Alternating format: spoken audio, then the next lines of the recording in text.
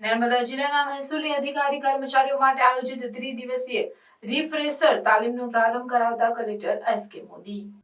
રાજ્ય સરકાર દ્વારા અધિકારીઓ અને કર્મચારીઓને નિયમિતપણે તાલીમ મળી રહે તે માટે તબક્કાવાર વિશેષ આયોજન કરવામાં આવશે. મહેસૂલ વિભાગ ગુજરાત સરકારની સૂચના મુજબ નર્મદા જિલ્લાના મહેસૂલી અધિકારી કર્મચારીઓ માટે ત્રિદિવસીય રિફ્રેશર તાલીમનું આયોજન જિલ્લા સેવા સદન સ્થિત કોન્ફરન્સ હોલ ખાતે કલેક્ટર એસ.કે. મોદીએ પ્રારંભ કરાવી વહીવટી કામગીરીને લગતું માર્ગદર્શન પૂરું પાડ્યું હતું. જિલ્લા કલેક્ટર એસ.કે. મોદી અને નિવાસી અધિક કલેક્ટર સી.કે. ઉઘાડના માર્ગદર્શન અને ઉપસ્થિતિ હેઠળ યોજાયેલી તાલીમના પ્રથમ દિવસે જિલ્લાના મહેસૂલી અધિકારીઓ અને કર્મચારીઓ ઉપસ્થિત રહ્યા હતા. તાલીમમાં મહેસૂલી કામગીરીથી સંકળાયેલ વિવિધ વિષયોને આવરી લઈ જિલ્લામાં ફરજ બજાવતા નાયબ કલેક્ટર તેમજ મામલતદારો દ્વારા વિષયવાર વિસ્તૃત પ્રસ્તુતિકરણ સાથે વિચારોની આપ-લે કરવા સાથે માર્ગદર્શન પણ આપવામાં આવ્યું હતું.